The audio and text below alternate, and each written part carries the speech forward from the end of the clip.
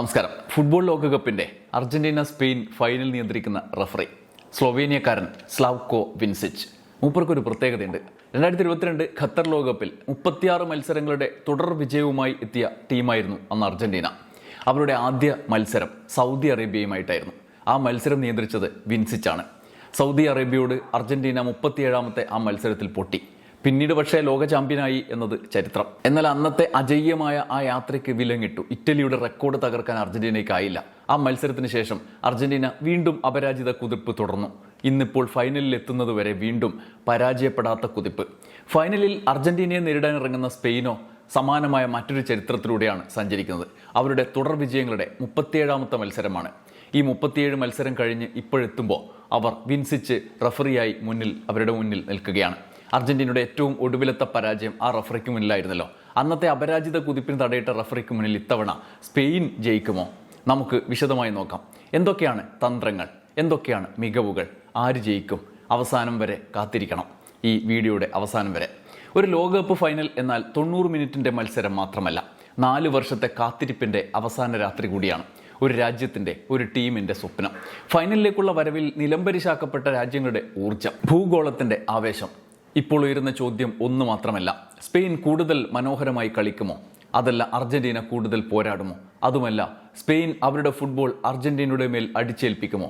അല്ലെങ്കിൽ Lionel സ്കലോണിയുടെ Argentina വീണ്ടും ലോകത്തെ അത്ഭുതപ്പെടുത്തുന്ന ഒരു ടാക്ടിക്കൽ മാസ്റ്റർ പീസിലൂടെ വിജയം, കിരീടം തന്നെ സ്വന്തമാക്കുമോ?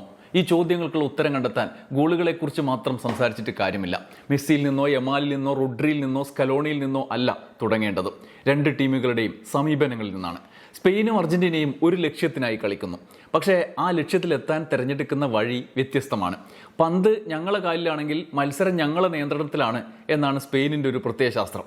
എന്നാൽ പന്ത് ആരുടെ കാലിലായാലും മത്സരത്തിൻ്റെ നിർണായക നിമിഷങ്ങൾ ഞങ്ങൾ തീരുമാനിക്കും എന്നതാണ് അർജന്റീനയുടെ യുദ്ധശാസ്ത്രം. 2010 സ്പെയിൻ ആയിരക്കണക്കിന് പാസുകൾ കൊണ്ട് എതിരാളിയെ ക്ഷീണിപ്പിച്ചിരുന്ന കാലത്തെ നേരിട്ട സ്പെയിനായിരുന്നു. ഇന്നത്തെ സ്പെയിനോ അതിലും അപകടകാരിയാണ്, വ്യത്യസ്തവുമാണ്. കാരണം അവർ പന്ത് കൈവശം വെക്കുക മാത്രമല്ല, പന്ത് കൈവശം വെച്ച് വേഗത്തിൽ ആക്രമിക്കുകയും ചെയ്യുന്നു. എതിരാളിയുടെ കൂട്ടത്തിൽ ചെറിയൊരു വിള്ളൽ വീണാൽ യമാലിനെ പോലൊരു താരം ഒരൊറ്റ ഡ്രിബിളിൽ പ്രതിരോധം കീറിമുറിക്കും. റോഡ്രി ഒരൊറ്റ പാസിൽ മുഴുവൻ പ്രസ്സിങ്ങും തകർക്കും. അതാണ് പുതിയ സ്പെയിൻ. എന്നാൽ അർജന്റീനയോ? സ്കലോണിയുടെ അർജന്റീന ഒരു പദ്ധതിയല്ല, പല പദ്ധതികളുടെ കൂട്ടായ്മയാണ്. സാഹചര്യത്തിനനുസരിച്ച് പരിണാമം നേടുന്ന സംഘമാണ്. പന്തുള്ളപ്പോൾ ഒരു രൂപം, പന്തില്ലാത്തപ്പോൾ മറ്റൊരു രൂപം, പ്രസ് ചെയ്യുമ്പോൾ വേറൊരു രൂപം, പ്രതിരോധിക്കുമ്പോൾ വീണ്ടും മറ്റൊന്ന്. ഇതാണ് ഈ ലോകകപ്പ് ഫുട്ബോളിൽ അർജന്റീനയെ അപകടകാരിയാക്കി നിലനിർത്തുന്നത്. സ്പെയിനിനെ തോൽപ്പിക്കണമെങ്കിൽ ആദ്യം അവരുടെ പാസുകളെയല്ല, അവരുടെ ചിന്തയെ തകർക്കണമെന്നാണ് പറയാറുള്ളത്. സ്പെയിനിന്റെ 10 പ്രധാന കാര്യങ്ങൾ എന്തൊക്കെയാണെന്ന് നോക്കാം. 1. സ്പെയിനിന്റെ ഏറ്റവും വലിയ ശക്തി ടിക്കി ടാക്കയല്ല, ഘടനയാണ്. പന്ത് ഗോൾ കീപ്പറുടെ കാലിലായാലും റോഡ്രിയുടെ കാലിലായാലും യമാലിന്റെ കാലിലായാലും ടീമിന്റെ ഘടന തകരുകയില്ല. അറിയാം അടുത്ത പാസ് എവിടേക്കാണ് എന്ന്, ആരാണ് സ്പേസ് സൃഷ്ടിക്കുക എന്ന്, ആരാണ് ഓവർലാപ്പ് ചെയ്യുക എന്ന്, ആരാണ് പ്രതിരോധത്തിന് ബാലൻസ് നൽകുന്നത് എന്ന്. അതാണ് അവരെ ലോകത്തിലെ ഏറ്റവും സംഘടിതമായ ടീമുകളിൽ ഒന്നാക്കി നിലനിർത്തുന്നത്. 2. സ്പെയിനിന്റെ തലച്ചോർ റോഡ്രി. പന്ത് കിട്ടുന്നതിന് മുമ്പ് തന്നെ അദ്ദേഹം അതിന്റെ ഭാവി തീരുമാനിച്ചിട്ടുണ്ടാവും. ഇതാണ് ലോകോത്തര മിഡ്ഫീൽഡർമാരുടെ പ്രത്യേകത. അതുകൊണ്ടാണ് എതിരാളികൾ പലപ്പോഴും റോഡ്രിയെ നേരിട്ട് പ്രസ് ചെയ്യാൻ ശ്രമിക്കുന്നത്. റോഡ്രിയുടെ സമയം കുറച്ചാൽ സ്പെയിനിന്റെ റിഥം കുറയും എന്നതാണ് അവരുടെ കാഴ്ചപ്പാട്. 3. കണക്കുകളിൽ കാണാത്ത അപകടകാരി പെഡ്രി.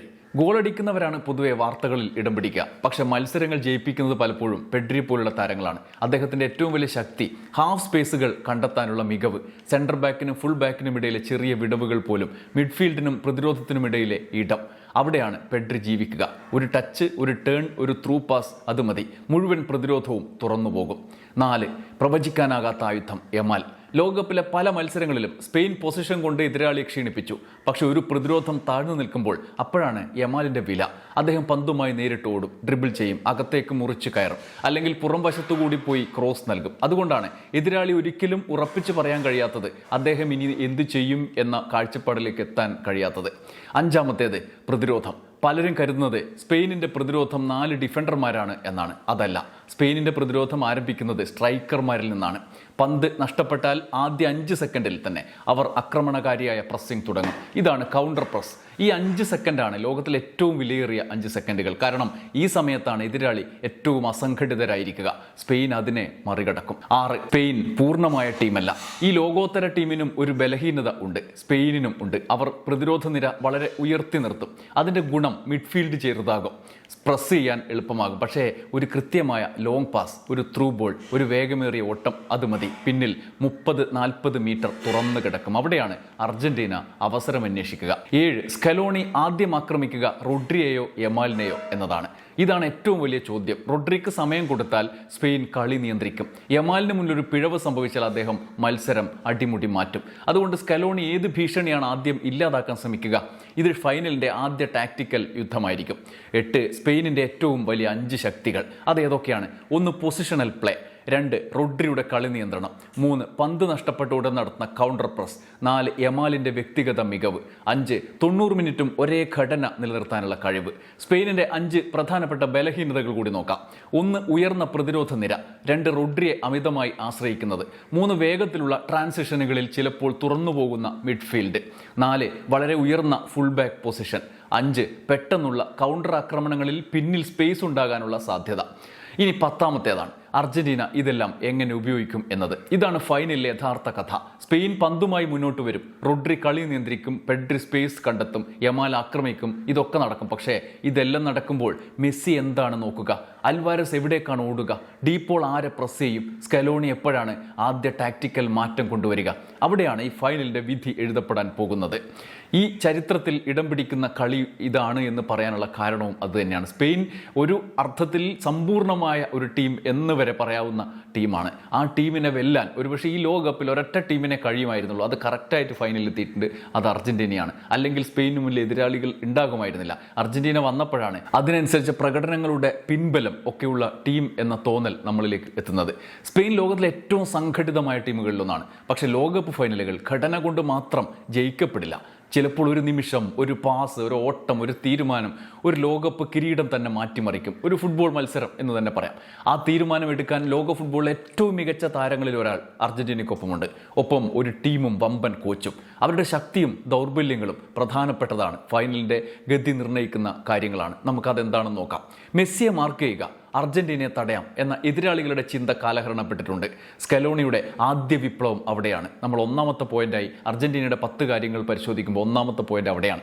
മുൻകാല അർജന്റീന ടീമുകളിൽ ഒരു പ്രശ്നം പതിവായിട്ടുണ്ടാകാറുണ്ടായിരുന്നു. പന്ത് കിട്ടിയാൽ എല്ലാവരും മെസ്സി അന്വേഷിക്കും, മെസ്സി എവിടെ എന്ന് അന്വേഷിക്കും. ഇപ്പം അങ്ങനെയല്ല. ആദ്യം അവർ നോക്കുന്നത് ഏറ്റവും ശരിയായ പാസ് ഏതാണ്. അത് മെസ്സിയിലേക്കാകാം, അല്ലെങ്കിൽ എൻസോയിലേക്കാകാം, അല്ലെങ്കിൽ മാക്കലിസ്റ്ററിലേക്കാകാം. ഈ മാറ്റം അർജന്റീനയെ കൂടുതൽ അപ്രവചനീയമായ ടീമാക്കി മാറ്റി. 2ാമത്തേത്, മെസ്സി നമ്പർ 10 മാത്രമല്ല, ഫ്രീ മാനാണ്. മെസ്സിയുടെ യഥാർത്ഥ പൊസിഷൻ എന്താണ്? വലത് വിങ്ങറോ, ഫാൾസ് നൈനോ, അറ്റാക്കിംഗ് മിഡ്ഫീൽഡറോ? ഒന്നുമല്ല. അദ്ദേഹം ഫ്രീ മാനാണ്. ചിലപ്പോൾ സെൻട്രൽ സർക്കിളിനടുത്ത് പന്ത് സ്വീകരിക്കും, ചിലപ്പോൾ ഹാഫ് സ്പേസിൽ പ്രത്യക്ഷപ്പെടും, ചിലപ്പോൾ ബോക്സിന് പുറത്ത് കാത്തിരിക്കും. ഇതാണ് എതിരാളികളെ കുഴക്കുന്നത്. കാരണം ഒരു സെൻട്രൽ ബാക്ക് മെസ്സിയെ പിന്തുടർന്നാൽ പിന്നിലിടം തുറക്കും. ഒരു മിഡ്ഫീൽഡർ പിന്തുടർന്നാൽ സ്വന്തം മിഡ്ഫീൽഡ് ഘടന തന്നെ തകരും. ഒരുപക്ഷെ കഴിഞ്ഞ 2022 ലോകകപ്പിൽ കണ്ട മെസ്സിയല്ല ഇന്ന് നമ്മുടെ മുന്നിൽ അർജന്റീനയ്ക്കൊപ്പം നിൽക്കുന്ന മെസ്സി എന്നുള്ളതാണ്. 3ാമത്തെ പോയിന്റ്, ഡീപോൾ മെസ്സിയുടെ നിഴലല്ല എന്നുള്ളതാണ്. 3ാമത്തേത് ടീമിൻ്റെ ബാലൻസ് ആണ്. ഡീപോൾ മെസ്സിയുടെ നിഴലിൽ നിന്നും പുറത്തു കടന്ന ഒരു ചരിത്രമാണ് ഈ ലോകകപ്പ് നമ്മുടെ മുന്നിലേക്ക് അർജന്റീനയുടെ കാര്യത്തിൽ വെക്കുന്നത്. അതുതന്നെയാണ് ഈ ടീം ബാലൻസ്ഡ് ആണ് എന്നുള്ള നിർവചനത്തിലേക്ക് നമ്മൾ എത്തിക്കുന്നത്. അതിൻ്റെ വിശദാംശം ഡീപോളിൽ നിന്ന് തന്നെ തുടങ്ങാം. ഡീപോളിനെ കുറിച്ച് പറയുമ്പോൾ പലരും മെസ്സിയുടെ ബോഡി ഗാർഡ് എന്ന തമാശ പറയാറുണ്ട്. എന്നാൽ കഴിഞ്ഞ കളികളിൽ നമ്മൾ കണ്ടത് എന്താണ്? മെസ്സി മുന്നോട്ട് നീങ്ങുമ്പോൾ പിന്നിൽ ഒഴിവാകുന്ന സ്ഥലം നിറയ്ക്കുന്നത് ഡീപോളാണ്.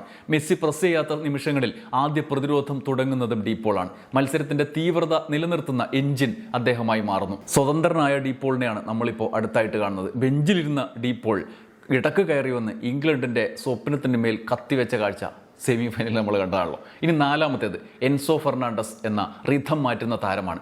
ഒരു മത്സരം എപ്പോൾ വേഗത്തിലാക്കണം, എപ്പോൾ മന്ദഗതിയിലാക്കണം, ഈ തീരുമാനം പലപ്പോഴും എൻസോ എടുത്തു കളയും. ചെറിയ പാസുകളിൽ നിന്ന് പെട്ടെന്ന് ലൈൻ തകർക്കുന്ന പാസിലേക്ക് മാറാനുള്ള അദ്ദേഹത്തിൻ്റെ കഴിവ് അർജന്റീനയുടെ ട്രാൻസിഷനെ അപകടകാരിയാക്കുന്നു. സ്പെയിൻ റോഡ്രി ആശ്രയിക്കുന്നത് പോലെ അർജന്റീന എൻസോയെ ആശ്രയിക്കുന്നു. അതുകൊണ്ട് റോഡ്രി എൻസോ പോരാട്ടം ഫൈനലിൻ്റെ കേന്ദ്ര ബിന്ദുവായി മാറും. 5ാമത്തേത് മാക്കലിസ്റ്ററിൻ്റെ കാര്യമാണ്. ശ്രദ്ധിക്കപ്പെടാത്തൊരു കണ്ണിയാണ് അദ്ദേഹം. ഒരു വലിയ ടീമിൽ കുറച്ച് കുറച്ച് മാത്രം ക്യാമറകളിൽ കാണിക്കുന്ന ഒരു താരങ്ങൾ ഉണ്ടാകുന്നതിൽ ഒരു കൂട്ടത്തിൽപ്പെടുത്താവുന്ന ഒരാളാണ്. അർജന്റീനയിൽ അത്തരം താരമാണ് അദ്ദേഹം ചെയ്യുന്ന ജോലികൾ രണ്ടാം പന്തുകൾ സ്വന്തമാക്കുക, വിങ്ങുകൾക്ക് പിന്തുണ നൽകുക, മിഡ്ഫീൽഡിൽ എണ്ണം കൂട്ടുക, വൈകിയുള്ള ബോക്സ് റൺ നടത്തുക, ഇത്തരം കാര്യങ്ങളിൽ ആണ് അദ്ദേഹം ശ്രദ്ധിക്കുക എന്ന് ഫുട്ബോൾ വിദഗ്ധർ വിലയിരുത്തുന്നത് നിങ്ങൾ കണ്ടിട്ടാവും. ചെറിയ കാര്യങ്ങളാണ് വലിയ മത്സരങ്ങളിൽ വ്യത്യാസം സൃഷ്ടിക്കുക എന്നത് ഇതിനോട് ചേർത്ത് വായിക്കണം.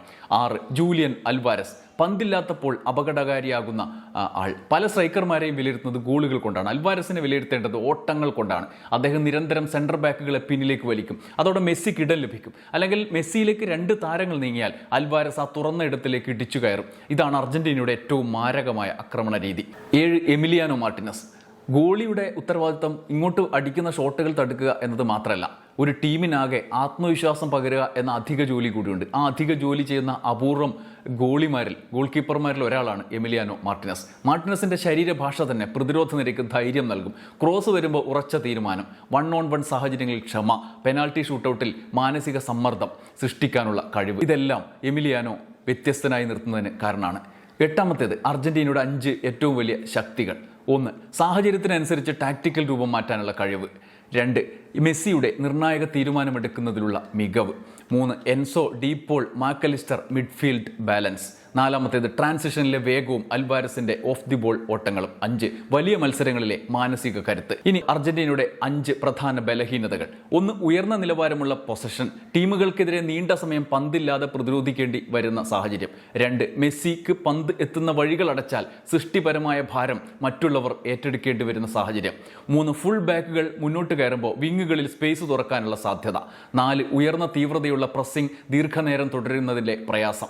5 അത്യധികം വികാരാധീനമായ നിമിഷങ്ങളിൽ അനാവശ്യ ഫൗളുകളോ കാർഡുകളോ ലഭിക്കാനുള്ള സാധ്യത. കാരണം വികാരജീവികളാണ് അർജന്റീന കളിക്കാർ. 10ാമത്തേത് അന്തിമ ടാക്ടിക്കൽ യുദ്ധമാണ്. സ്കലോണി എന്ത് പദ്ധതിയാണ് അവിടെ നടപ്പാക്കുക എന്നുള്ളതാണ്. സ്പെയിനിന്റെ റിഥം തകർക്കുക എന്നതായിരിക്കും ആദ്യം സ്വീകരിക്കുന്ന നടപടി. ഇംഗ്ലണ്ടിന്റെ ആത്മവിശ്വാസം തകർത്ത ആദ്യത്തെ 10 മിനിറ്റോളം നമ്മൾ കണ്ടതാണല്ലോ സെമി ഫൈനൽ.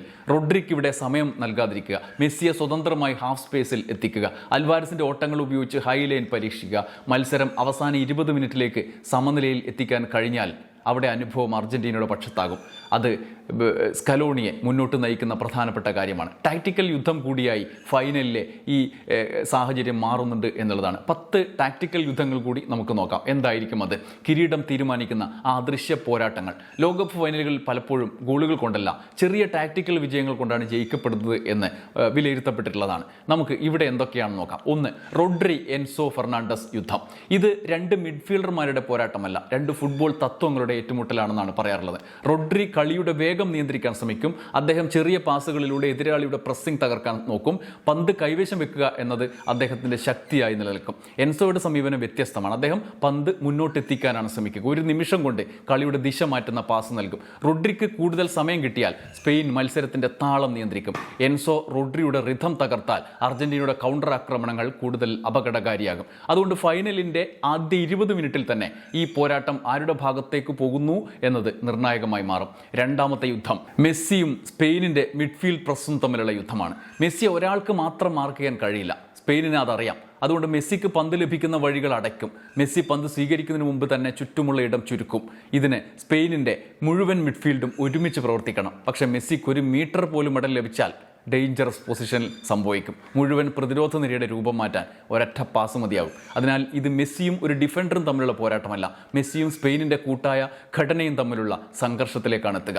യുദ്ധം 3 ലമിൻ യമാൽ അർജന്റീനയുടെ ഇടത് പ്രതിരോധം. ഇത് രണ്ടും തമ്മിലുള്ള സംഘർഷം അപ്രവചനീയമായിരിക്കും. ലമിൻ യമാലിൻ്റെ ഏറ്റവും വലിയ ശക്തി വേഗമല്ല, അദ്ദേഹത്തിൻ്റെ തീരുമാനങ്ങളാണ്. അദ്ദേഹം പുറത്തേക്ക് പോകുമോ, അകത്തേക്ക് മുറിച്ചു കയറുമോ, പാസ് നൽകുമോ, ഷൂട്ട് ചെയ്യുമോ, ഇത് അവസാന നിമിഷം വരെ എതിരാളിക്ക് മനസ്സിലാകണമെന്നില്ല. അർജന്റീനയുടെ ഇടത് ഫുൾ ബാക്ക് ഒരാൾക്ക് മാത്രം ഈ ജോലി ചെയ്യാൻ സാധിക്കില്ല. വിങ്ങറും മിഡ്ഫീൽഡറും ചേർന്ന് യമാലിനെ സമ്പൂർണ്ണമായി കൈകാര്യം ചെയ്യേണ്ടി വരും. പക്ഷെ അങ്ങനെ ചെയ്താൽ സ്പെയിനിന്റെ മറ്റൊരു താരം തുറന്ന ഇടം കണ്ടെത്തും. അതുകൊണ്ടാണ് യമാൽ അപകടകാരിയായി മാറുന്നത്. യുദ്ധം 4 ജൂലിയൻ അൽവാരസും സ്പെയിനിന്റെ ഹൈലൈനും. സ്പെയിൻ സാധാരണയായി പ്രതിരോധ നിര വളരെ മുന്നിൽ നിർത്താറുണ്ട്. അതിൻ്റെ ഗുണം മിഡ്ഫീൽഡ് നിയന്ത്രിക്കാൻ എളുപ്പമാണ് എന്നതാണ്. പക്ഷേ അപകടവും ഉണ്ട് അവിടെ. അൽവാരസ് ഒരിക്കലും നിശ്ചലനായി നിൽക്കുന്ന സ്ട്രൈക്കറല്ല. അദ്ദേഹം നിരന്തരം ഓടിക്കൊണ്ടിരിക്കും, സെൻറ്റർ ബാക്കുകളെ വലിച്ചിഴക്കും, പിന്നിലെ സ്പേസ് തേടും. ഒരു കൃത്യമായ ത്രൂ ബോൾ കിട്ടിയാൽ സ്പെയിനിൻ്റെ ഹൈലൈൻ നിമിഷങ്ങൾക്കകം പ്രശ്നത്തിലേക്ക് പോകും. ഇതാണ് സ്കലോണി ഉപയോഗിക്കാൻ ശ്രമിക്കുന്ന പ്രധാന ആയുധങ്ങളിലൊന്ന്.